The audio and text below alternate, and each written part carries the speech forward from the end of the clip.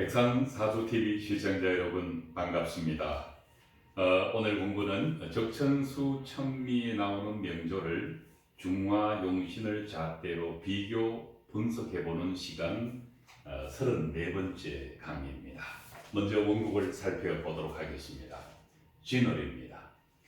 진월의 병화는 이섭한 환경 속에서 이 병화라는 것은 인성인 목을 필요로 하고 내 자신인 화가 목을 생해주는 목화 상생을 해서 사주의 중화를 꾀하게 되어 있습니다. 원국에는 월간의 병화가 있고 이 월간 병화의 뿌리가 되는 즉 용신의 근이 될 수 있는 글자가 임목과 오화가 반합을 하고 있습니다. 그리고는 멀리서 사화가 일조하고 있습니다. 천간에 목이 하나쯤 더 있었으면 하는 아쉬움은 있지만은 진월의 병화가 월간 병화와 연지 사화 그리고 임목과 오화가 있음으로 인해서 약해지지는 않았습니다. 그러나 강한 사주는 아니라고 보아야 할 것입니다. 기구신의 형편을 살펴보니까 진월에서 개수가 연간에 투출되어 있습니다. 또 진월의 경금이 기신으로서 그 강한 편재의 작용력을 시간에서 드러내고 있습니다. 이 경금과 개수 정관은 금이 수를 생해 줄 뿐만 아니라 수 역시 금을 생해 주는 금수 상생을 해서 사주의 기구신이 천간을 지배하고 있다고 봐도 될 것입니다. 다행한 것은 임목과 오화와 사화에 뿌리를 두고 있는 월간 병화 비견이 경금을 어느 정도 이때의 병화가 경금을 화급금하는 것은 실제로는 기신인 경금의 지나친 작용을 제어하는 용도이기 때문에 화생금이라고 표현하는 것이 옳습니다. 그리고 시간에 개수 정관이 있습니다. 이 사주는 비교적 8글자가 서로 싸우지 않고 합을 하거나 충을 하는 이런 구성을 보이지 않고 있다는 점에서 사주 원국은 큰 문제는 없어 보입니다. 그렇다 하더라도 이 병화가 경금의 작용을 어느 정도 제어하고 있는데 만약에 운에서 개수의 친구인 임수가 온다면은 이 병화는 비록 사화나 오화나 임목에 뿌리를 두고 있다 하더라도 임수로부터 극을 받는 순간 사주는 경금과 개수가 지배를 해버리게 됩니다. 그래서 운에서는 임수라는 운이 오는 것이 가장 부담스러울 수 있다고 봅니다. 이 사주를 고전에서 임철조는 어떻게 풀이하고 있는가를 살펴보도록 하겠습니다. 임철조의 이야기입니다. 이 사주는 동남쪽의 따뜻한 양이다. 인호를 지지에 깔고 있고 사화까지 있는 가운데 병화를 지칭해서 동남쪽의 따뜻한 양이라고 표현하고 있습니다. 천간에 금수가 경금과 개수가 뿌리가 없는 것 같이 보이지만은 사실은 월지 진토가 화의 기운을 설기하고 수를 저장하고 금을 생하고 있다. 토생금해서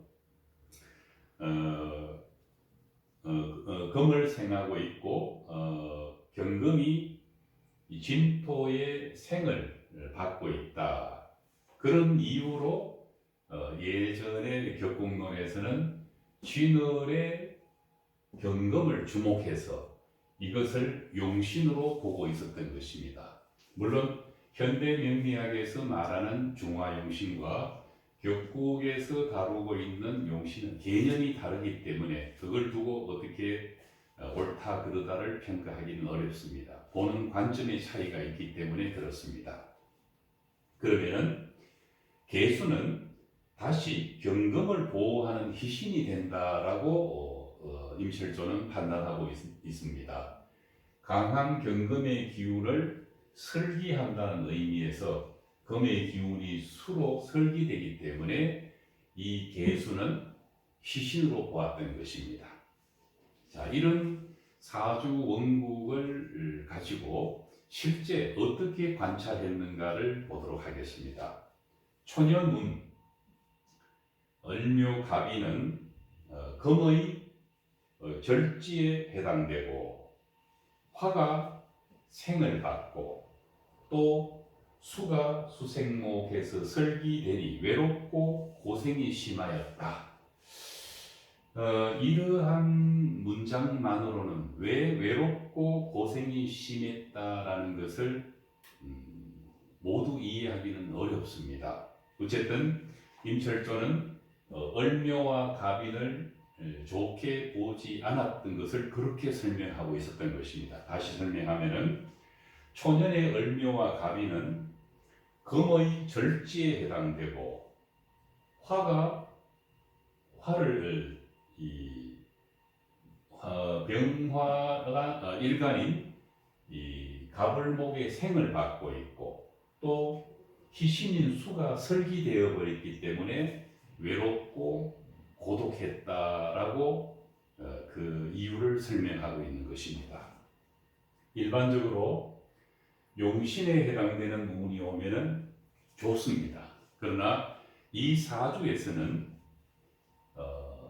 현대 명리학으로 본다면은 기신에 해당되는 경금이 갑목 뿐만 아니라 을목도 불편하게 했던 것입니다. 금금목입니다. 그러나 사주 원국에는 다행히 병화가 있어서 경금이 금금목하는 구도를 어느 정도 예방할 수 있는 구도입니다. 그래서 이 운을 새 운을 보지 않고 통틀어서 고생이 심하고 외로웠다라고 단정 짓는 것은 좀 더 주의를 요하는 표현이지 않을까 생각합니다. 자, 계속 임철조의 이야기를 보도록 하겠습니다. 한편 개축 대운이 오자 북쪽의 섭지에 검수가 통근하고 뿌리를 얻었다는 이야기입니다. 또한 사축, 사화와 축토가 만나는 것을 마치 사유축 금국이 되듯이 표현하고 있지만은 실제로 사화가 축토가 만나는 이유만으로 온전한 금국이 되기는 어렵습니다. 유금이 없는 합은 큰 합의 작용력을 기대할 수가 없기 때문에 그렇습니다. 임철조의 이야기는 이 개축운이 와서 그리고 사화가 축토가 만나서 금국을 이루니까 고향을 떠나서 어떤 큰 인연을 만났는데 갑자기 10여 만의 재산을 벌었다라고 적어 놓았습니다.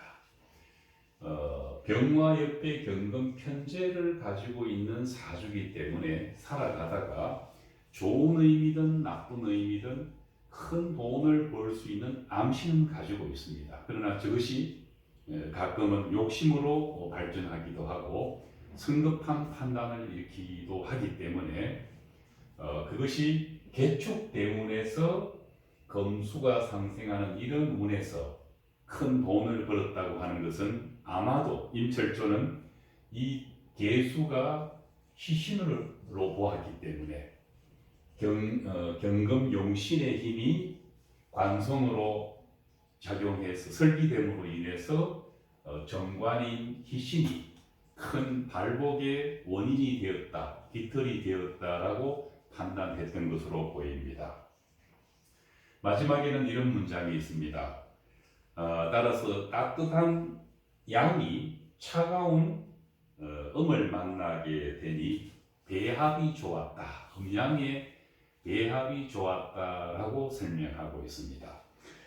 고전을 읽다 보면은 너무 이론이 도식화되어 있고 그 도식화된 이론을 실제로 끌어다서 그대로 적용하고 있는 무리한 그런 내용들을 많이 확인할 수도 있습니다. 이 경우도 그렇다고 보아야 할 것입니다. 현대 명리학으로 본다면은 기부신에 해당되는 개축과 특히 임자운이 오면은 이 사주가 가장 꺼려하는 임수가 등장합니다. 단지 개축 때문에 어느 특정한 시기에 좋은 인연을 만나서 10여 만의 재산을 벌었다는 것으로 단정을 해서 개수 희신의 문에서 크게 발복했다고 하는 것은 그야말로 단식 판단에 해당됩니다. 이 사주는 개축뿐만 아니라 임자운이 오면은 좌우충돌할 것이고 임수가 병화를 극함으로 인해서 사주 전체는 기신과 구신에 해당되는 편재 경금과 개수 정관이 사주 전체를 치우치게 끌고 갔을 것입니다. 그래서 개축 뒤에 임자운은 좋지 않은 운을 만났을 거라고 추정할 수 있습니다. 그러나 임철조의 말 그대로를 갖고 개수 대운이었기 때문에 희신에 해당되는 개수 대운이었기 때문에 발복을 했다라는 식으로 사주를 추명하다 보면은 본이든 본이가 아니든 큰 통변상의 실수를 할 수밖에 없습니다. 그런 점을 잘 살펴서 공부를 한다면은 과거의 격공론에 의한 사주가 경우에 따라서는 대단한 오류를 범할 수 있다는 것을 기억해야 할 것으로 보입니다. 다음 시간에 뵙겠습니다.